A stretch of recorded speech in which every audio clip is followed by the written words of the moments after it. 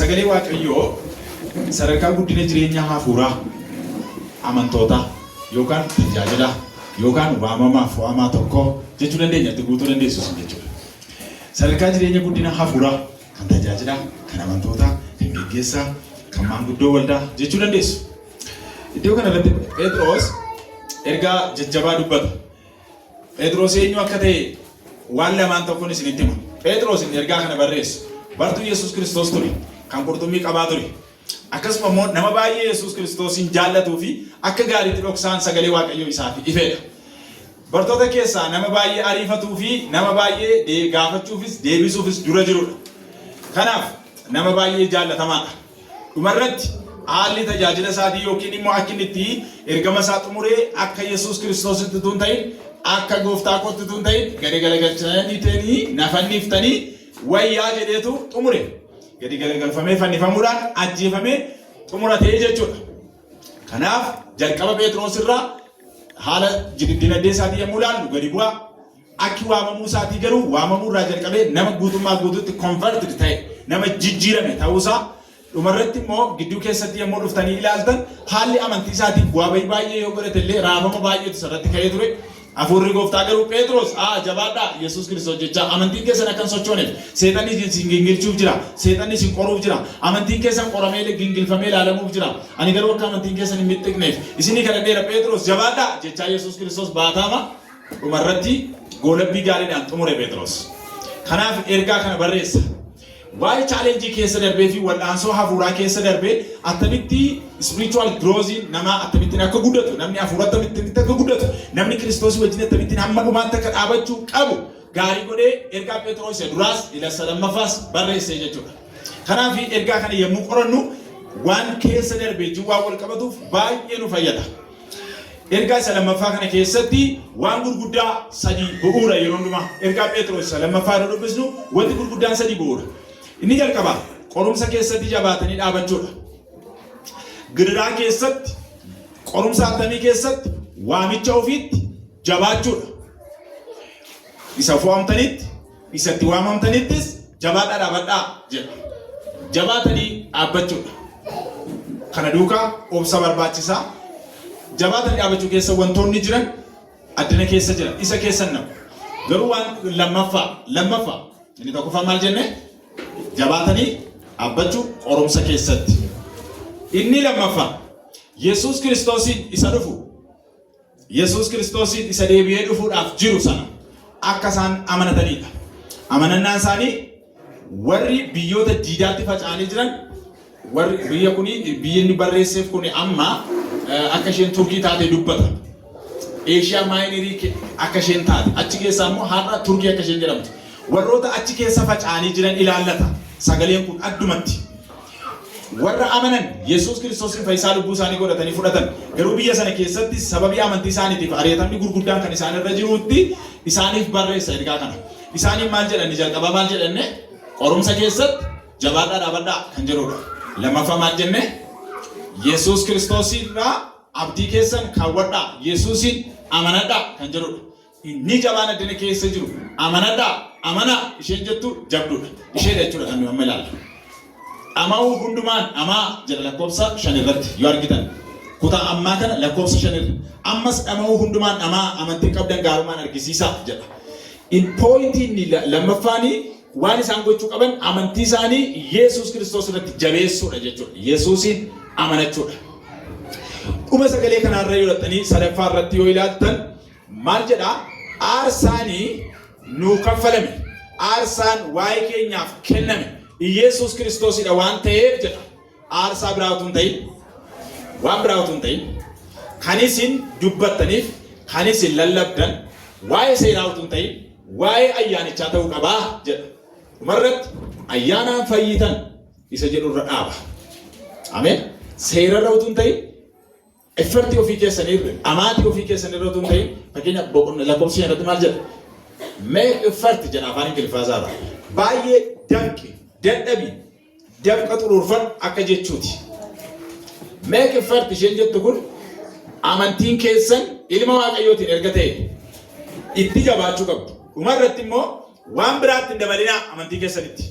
Seera itti hin dabalinaa. gocha namaatti hin dabalina. Olaantummaa namaatti hin dabalina.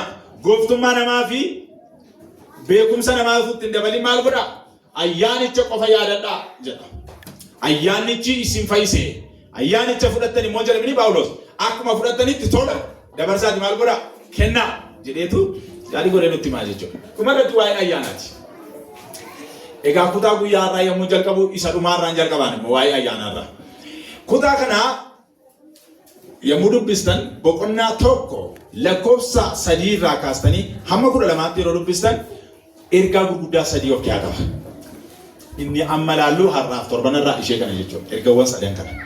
Inni jalqabaa daawuf galchitanii afaan Ingiliffaa isaatiin dubbisa sadanuusaa. The necessity of reminders. Tokkoffaan isa kana. Bu'aa waan darbe yaadachiisuuti. Waan darbeen isin yaadachiisa jedha. Waan darbe yaadachuu qabdu. Innis waa'ee maaliiti? Waa'ee ayyaanichaa, waa'ee beekumsaa, waa'ee gochaa Yesuus Kiristoosiin fayyuu keessanii beekuu fi yaadachuu qabdu jedheetu itti hima. Lammaffaa. Transit of the life. Waa'ee jireenya isaa darbiinsa qabu. Jireenyi keessan jedha. Upgrade gochuu qabaadha. Waan kun waa'ee naasa'u. Iddoo jirtan irraa darbiinsa jireenyaa. Waa'ee kaleessa mucummaarraa har'a nama guddummaatti. Kaleessa dubbii wallaalaa dubbachuurraa har'a immoo dubbii bilchaataa dubbachuutti. Kaleessa Yesuus irraa gara booddeetti waan xiqqoodhaan deebi'uurraa har'a immoo qorumsaaf diriiraa baay'een yoo jiraate illee amantii ofii qabatanii dhaabbachuutti. Dubbata. Iddoo jirtan irraa darbuu qabduu jedha. Fakkeenyaaf macaafa qulqulluu keessatti ergaa jabaa baay'eetu wal qabata kun. Ibroota keessatti akka jedha sanyiin lafti bokkaan itti roobee sanyiin itti faca'ee ija warra midhaan sana facaaseef kennu gammadaadha jedha. Haa gammaduu jedha. Kana jechuun maal jechuudha? Iddoo kanatti isa kana inni dubbatu.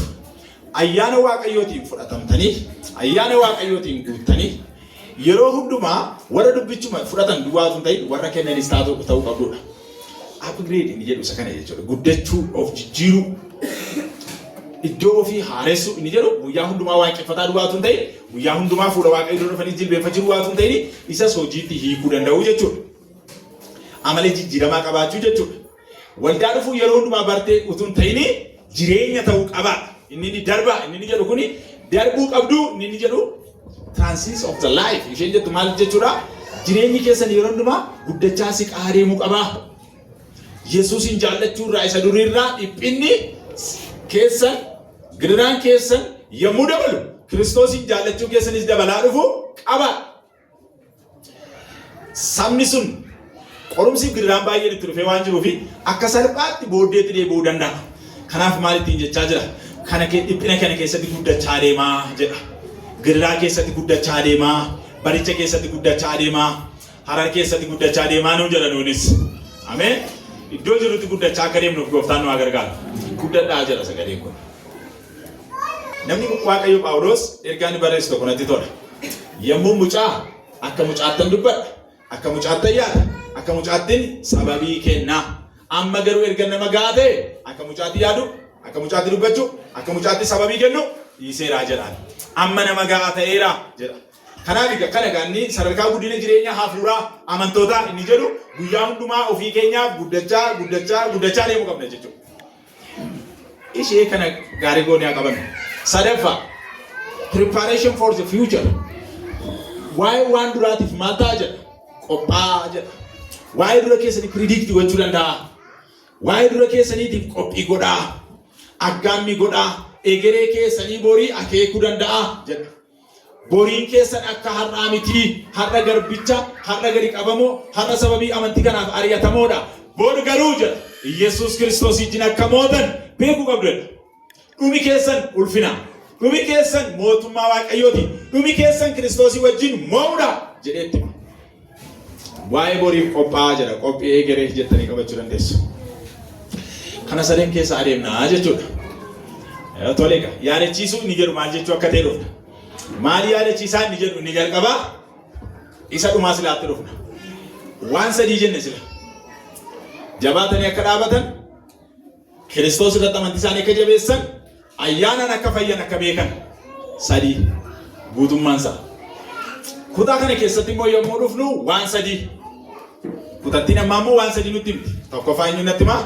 Waan darbe yaadachiisuu jedhaa natti himaa afaan Oromootiin. Waan darbe yaadachiisuu. Lammaffaa iddoo jiranirraa darbuu, siquu, guddachaa deemuudha. Iddoo jiranirraa guddachuu, darbiis jechuu dandeessu gabaabsitanii. Sadaffaa maal jennee? Waa'ee boriif qophaa'uu yookaan qophii borii jennee jalqaba itti fufne. Hiriir ta'uu qaba. Haasaan amma haasofnu kun yoo jalqabi isaa nuu galee waan kana booddee haasa'u akka salphaatti nuu galuu danda'a jechuudha. Egaa yommuu dhufnu kan inni yaadachiisu keessaa inni jalqabaa about God's grace.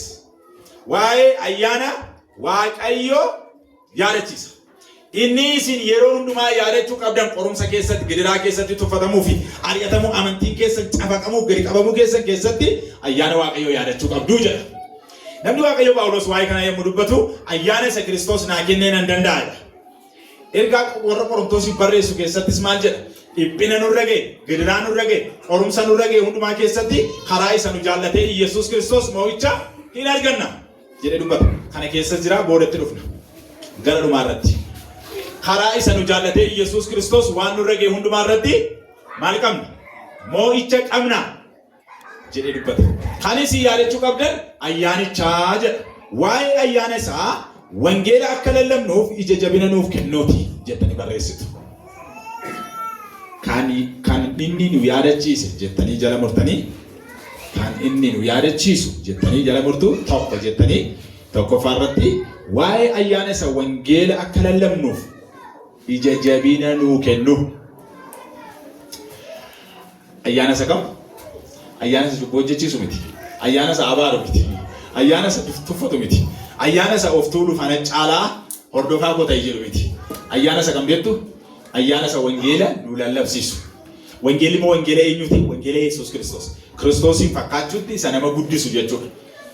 Gaafa wangeelli Kiristoos lallabamu namni Kiristoosin fakkaata malee nama hin fakkaatu. Wangeela dhugaatu lallabama taanaan namni Yesuusin fakkaata. Waldaan Yesuusin fakkaatti malee nama lallabu warra bulchan aana isa dina dhaabatu fakkaattu waldaan. Gaafas Yesuusin fakkaatti. Ayyaanni Waaqayyo ayyaanni nuu kenname ayyaana gadhiisitti jiraachuu fi ayyaana cubbuu akka hojjennuuf jajabina nuu kennu tun ta'e ayyaana gadhiisitti nu guddisuu tun ta'e ayyaana akkamiiti? Ayyaana akka abboomamnu godhu ayyaana wangeela lallabuudhaaf nuu kennameedha. Roomaa boqonnaa 15 lakkoofsa 15 irratti waa'ee kanaa dubbata. Ayyaana argachuusaa hima Phaawulos. Ayyaanichaan immoo saba Waaqayyo hundumaaf wangeela akka labse saba hundumaanis akka ga'e inni akka hojii dabalataatti tun ta'e akka hojii dhibaatti Kiristoosin lallabu wangeela dubbachuu akka fudhate dubbata. Anaaf wangeela lallabuun hojii dabalataa miti jedha. Anaaf waaqeffachuun dabalataa miti jedha. Waan kamuu dhiisee wangeelicha lallabaa jedha.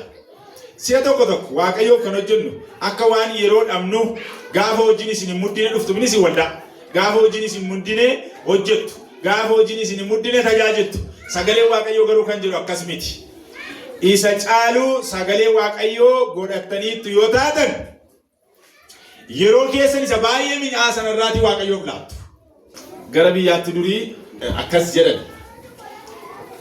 Nus immoo waan muraasa argineerra. Namoonni gaafa kennaa kennaniyyuu gara mana Waaqayyootti gaafa kennaa kennanii aarsaa gaafa dhiyeessanii horii ishee silmii nyaatte silmii jedhan baadiyyaatti. Silmii kanatu nyaatee kokkottooftee gaafa bokkaan roobu akkasitti dhaabattu goggoddee dhaabattu malee kennan. Jabbii tokkoon kennaa jedha waldaa keessaa harka baasee. Amantoonni dhuguma jabbii jedhanii harka rukutu. Gaafa jaarsoliin ilaaluu dhaqanii jabbiin booda baati hunduma gaafa saawwi yaa'ee dhumu booda dhufti kan waldaa. Kan waldaa ishee booda baatu tirattee gadi bahuu hin dandeenye laaqii keessa mukaan ol kaasuuf jala dhaqanii. Ishee kana kan waldaa jedhu. Jaarsolii gaama diitii jedhani kan itti biifan sana gaa warri ogeessaa moo beektu isa bituu deemu amma isa bitanii immoo itti biifanii xinnoo bayyaannatti. Gaafa isheen bayyaannattu immoo guyyaa muraasa oolee bulee waggaa tokko lama booda jabbii sanaa birrii muraasan isinii kenne yoo naan bifaddees natti tolaa.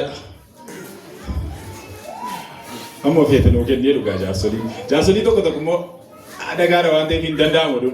Dafaati achi baasaa jedhu jabbiin sun fooyyooftee itti taana namicha biraa dhaqanii fuudhanii iddoo biraa kaa'u dhaqanii. Cimoodha warra akkasii kun. Egaa namni Waaqayyo har'a ergaan guyyaa har'aa maal jedhaa? Waa'ee ayyaana Waaqayyoo yommuu yaaddan inni jalqabaa of kennuudha. Ayyaana waaqayyoo yeroo yaannu ayyaana waaqayyoo yeroo lallabnu ayyaanni waaqayyoo tola mitiyo tola. Garuu tola ta'ee isa dhukkubfataa, tola ta'ee isa booddee tafaatu hin ta'in, tola ta'ee isa gadi jabeessa ayyaanichi. Ameen. Mee akka jira dubbadha ayyaanni waaqayyoo jira. Tola jira. Garuumoo jira. Isa hundumaa irra gadi jabeessaa jira. Akkas nuu kenne jechuudha. Namni waaqayyoo ergaa guyyaa irraa keessatti Qorontoos yeroo barreessu boqonnaa 8 lakkoofsa 1 maal jira? Waa'ee kennaa waldaa sanaatiif isaan dinqisiifata. Kennaan isin kennitan kennaa gaggaariidha jedha. Kutaan sila dubbisne. Kennaa keessan kana garaa guutuudhaan kennitanii, jaallattanii kennitanii, kennaan keessanis immoo waldaa kiristaanaaf nuunis nu gargaareedha. Unumaan nu gargaaruudhaaf iyyuu dura waan Kiristoosiif of laattaniif nuuf of laattan malee isin jalqaba kan keenya mitii jedha. Kan Kiristoos waan taataniif kan keenya ta'uu dandeessan jedhee dubbata. Ayyaana waaqayyoo yommuu jennu ayyaana waaqayyoo keessa waan baay'ee jira. Ayyaana waaqayyoo yeroo jedhan namni raajii dubbachuu, wangeela lallabuu, akka koo dhaabatanii lallabuu, afaan haaraa dubbachuu fa'itti ilaala. Ayyaana waaqayyooti yeroo jettan hiittanii fiduu hin dandeessan. Kiristoos tola isinii kenname yommuu jedhu jireenya keessan guutummaas Kiristoos laachuu dubbata jechuudha ayyaana inni jedhu. Jireenya keenya yommuu ayyaanichaaf laannu ayyaanicha sanuu kenname sana guutummaatti fudhachuu dandeenya. Isinii galee guutummaatti jireenya keenya yommuu laannu ayyaana sana guutummaatti simachuu fudhachuu dandeenya. Eessaa argina? Kutaa guyyaa irraa dhaqaa dubbisaa. Wangeela Maatiyos boqonnaa 16 irratti maal jedha? Yesuus Kiristoos isinii jedha.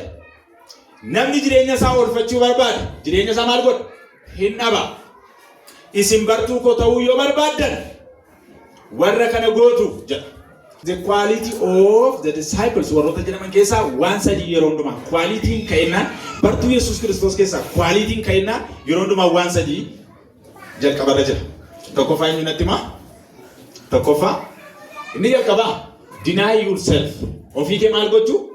Namni ofii isaa dhiisee jedhe Yesuus kutaa guyyaa irraa keessatti. Qabeenya isaa dhiisee deny yourself. Ofii kee ganuudha ni jalqabaa. Lammaffaa eenyu natti himaa? Take off the cross.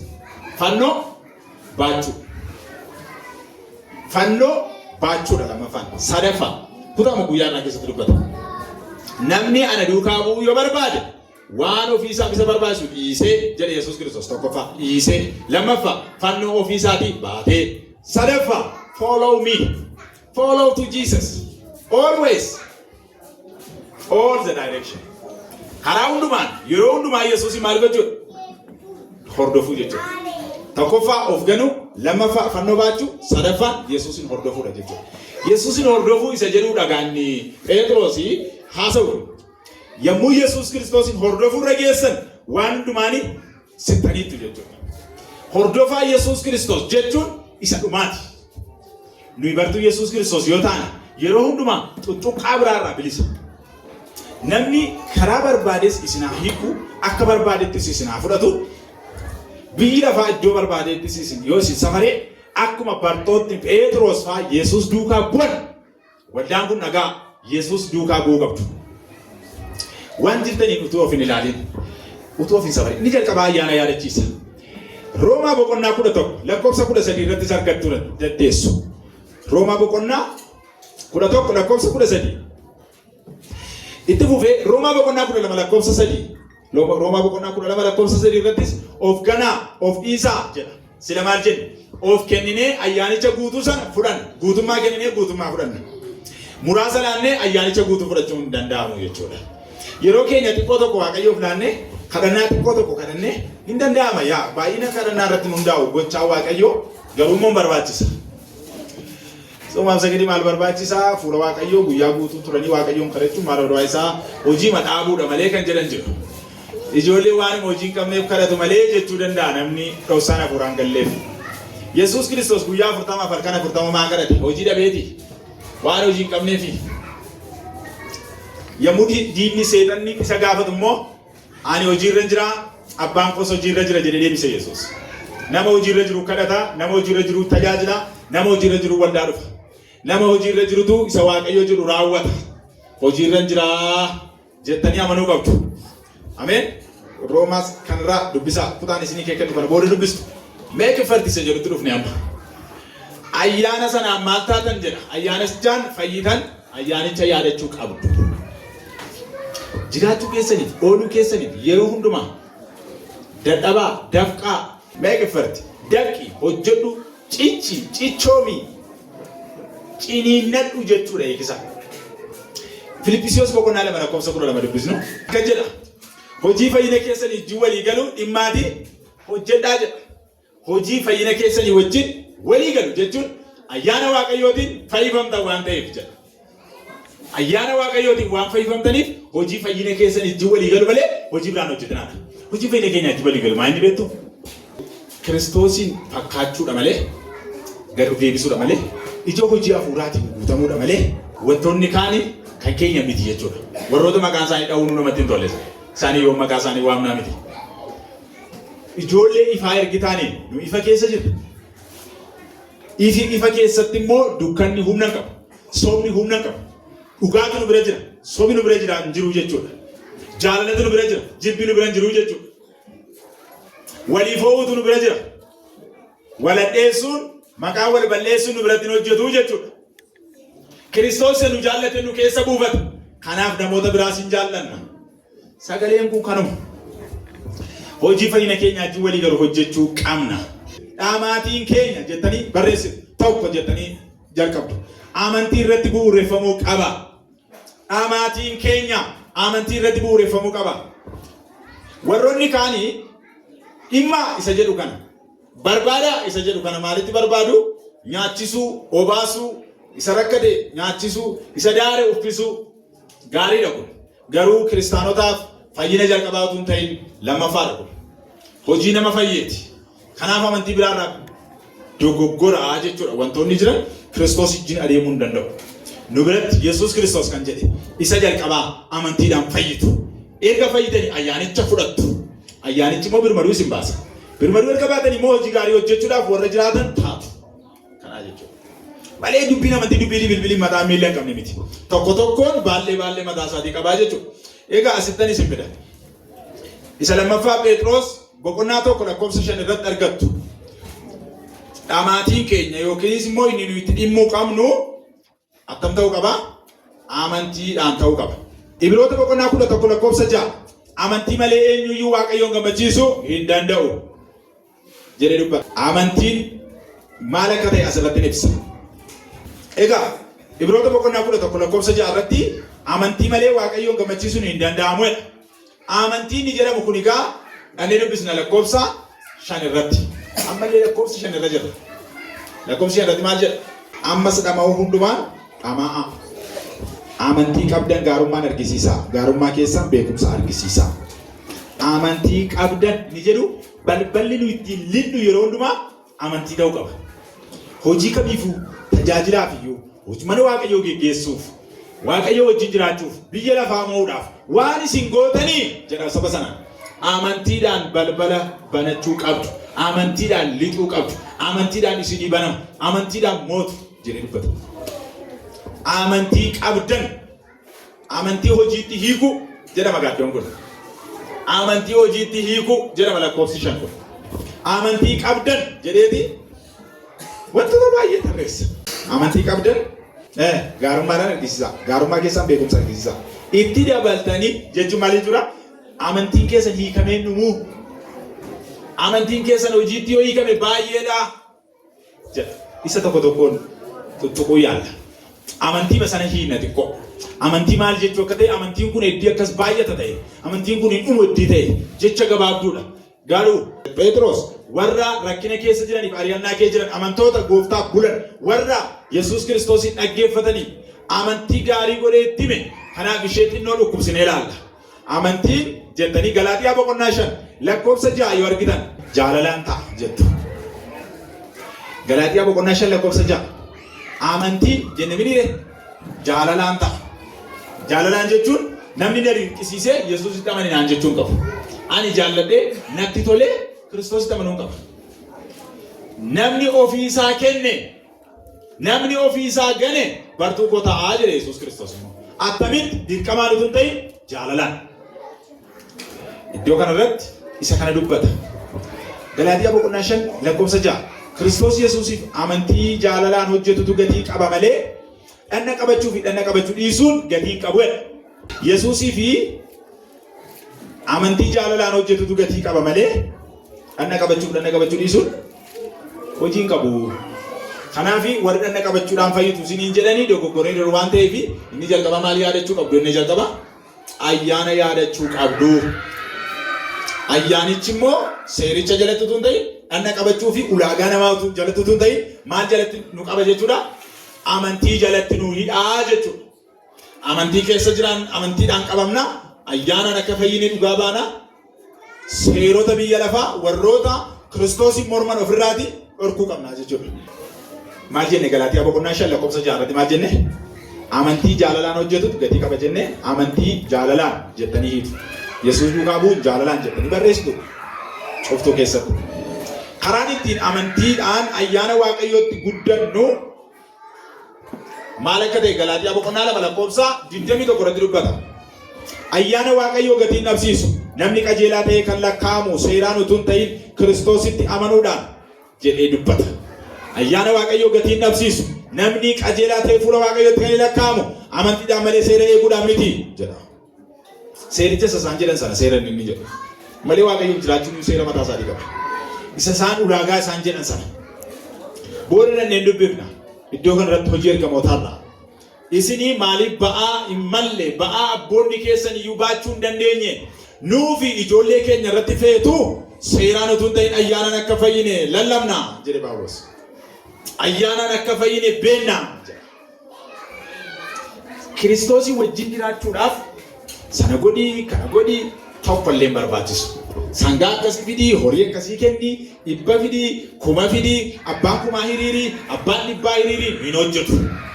Ayyaana Waaqayyootiin fayyine, ayyaana Waaqayyoo tola fudhanne, ayyaana Waaqayyoo tola kennina.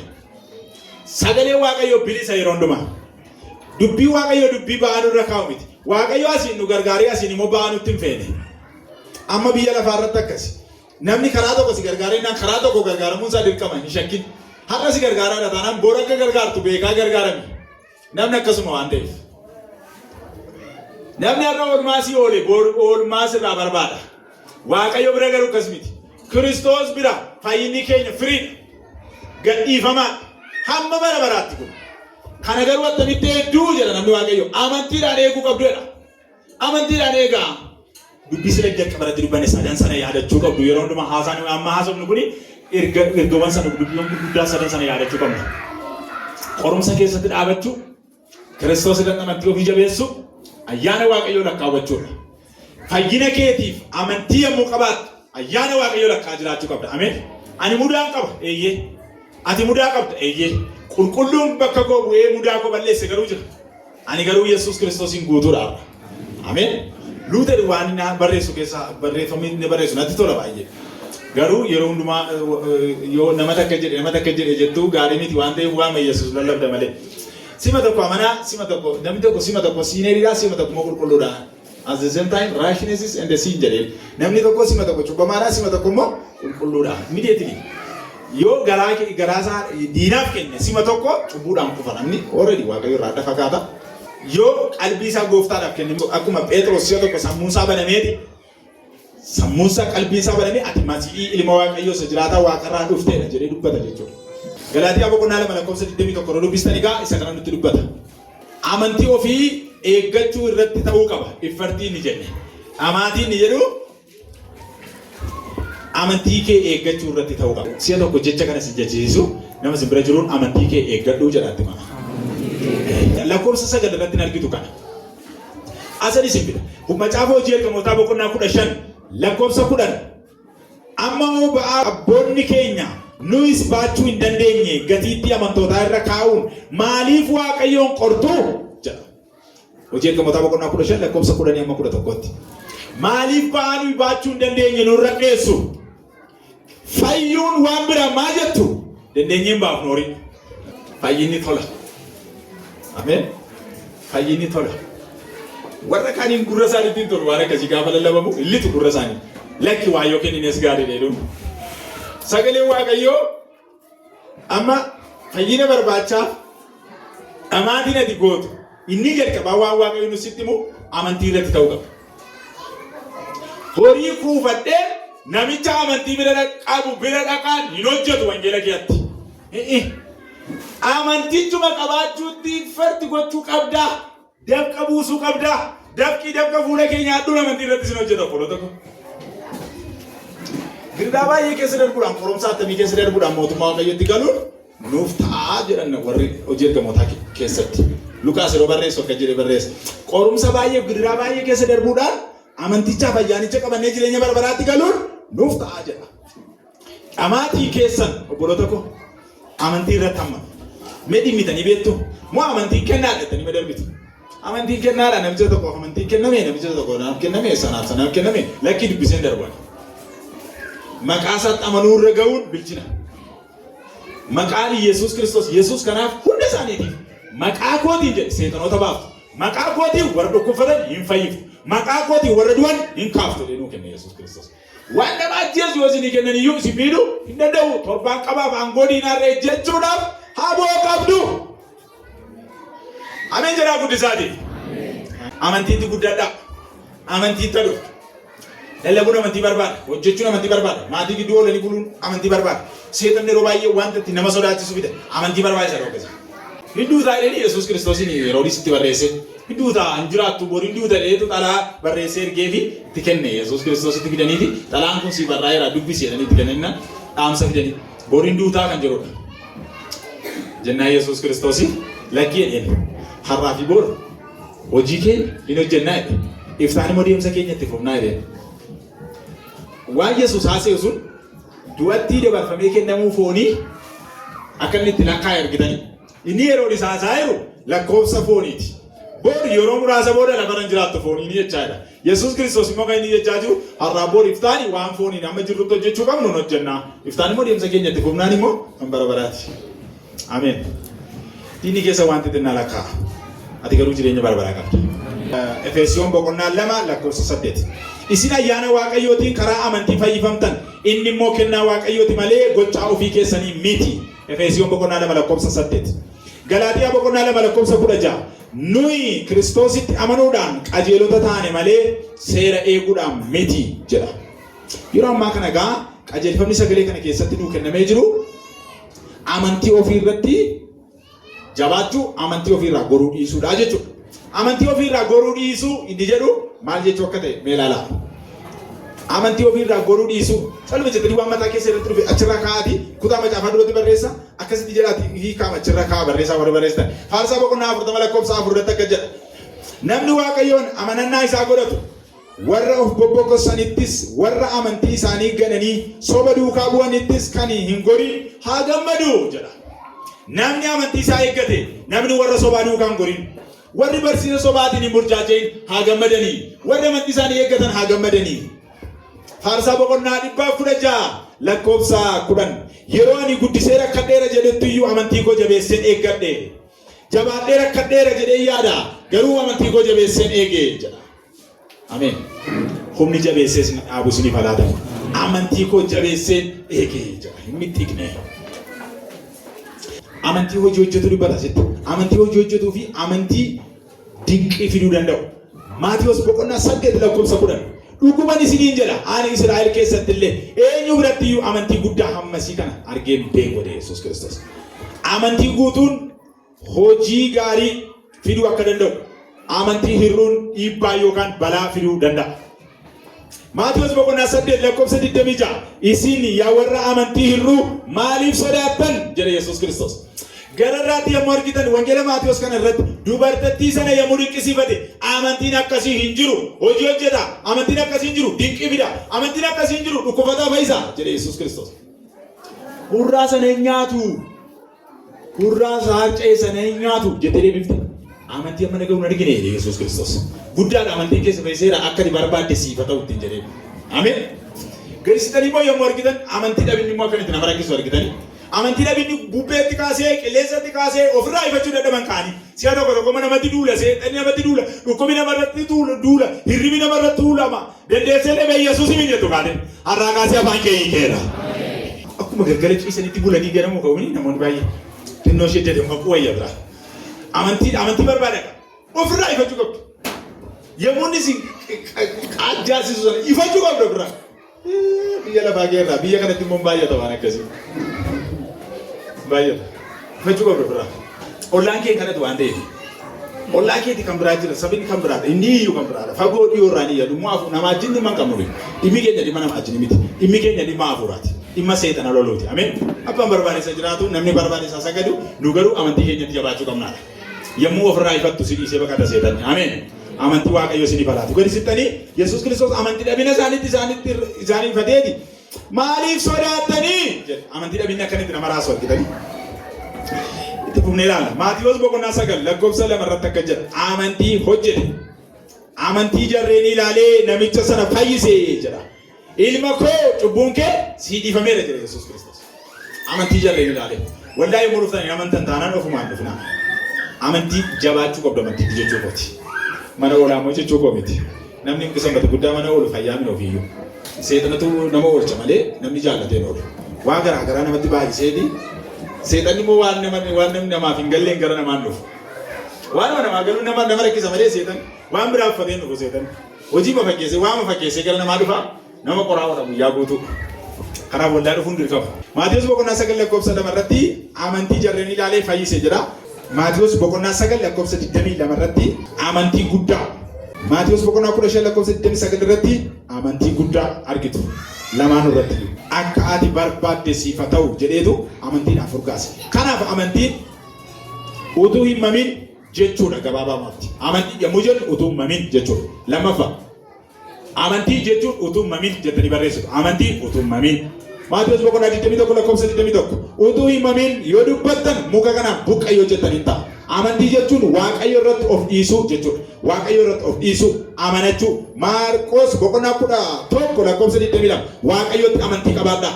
3 amantii yeroo rakkinaa mul'ata. Amantii yeroo rakkinaa argamu. Amantii keessan yommuu rakkattan itti dhimma ba'uu qabdu. Yesuusitti amanuun kan maaliif barbaachise beektu bara rakkinaatiif. Yeroo dheebottaniif, yeroo beeloftaniif. Amantii qabaachuun keessan yeroo qoromsaa, yeroo dhukkubaa, yeroo gidiraanis itti dhufu madaalama. Hin sabaramtu yeroos diinni yommuu si lolu madaalamaa jirtu waan ta'eef cichaa achitti harka hin kenninaa. Waaqayyo isin haa gargaaru. Luqaas boqonnaa 8 lakkoofsa 25 dubbisaa. Itti guddadhaa jedha. Hojii ergamoota boqonnaa 14 lakkoofsa 22 mee torbeetti koo dhaabannee kutaa tokko dubbifannee xumura. Haleluuyaa. Luqaas boqonnaa 8 lakkoofsa 22 Yesuus bartoota isaaniitiin meerree amantiin keessan isaaniin jedhe. Yesuus bartoota isaatiin amantiin keessan meerre jira amantiin keessan jedhe gaafate. Jira amantiin keessan. Humna amantii kana nama kana daqiiqaa gabaabaa. Amantiin keessan jira. Jira amantiin kee boole tokko. Jira boleetti ko amantiin kee. Kana yaadaa kana daqiiqaa gabaabaa na wajjiniin. Kanan isinii kadhadha.